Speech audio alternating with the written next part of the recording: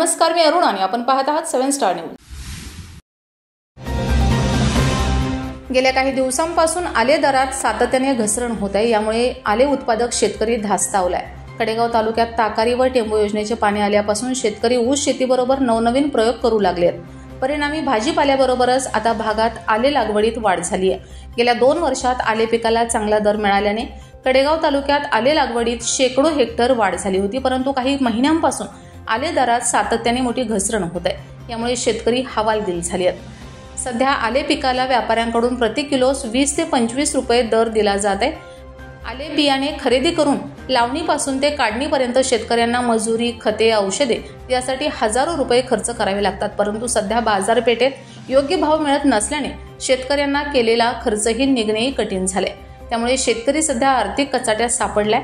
त्यामुळे शासनाने आले पिकाला प्रति किलो 40 ते 50 रुपये दर हमी भाव द्यावा अशी मागणी आले उत्पादक शेतकऱ्यांकडून होत आहे। दरवर्षी आले दरातील चढ उतारामुळे शेतकऱ्यांचे मोठे आर्थिक नुकसान होत आहे। कमी दरामुळे शेतकऱ्यांना केलेला खर्चही निघणे अशक्य होत आहे। या सर्वच बाबींचा विचार करून शासनाने आले पिकाला किलो मागे 40 ते 50 रुपये हमी भाव द्यावा अशी मागणी आले उत्पादक शेतकऱ्यांकडून होत आहे।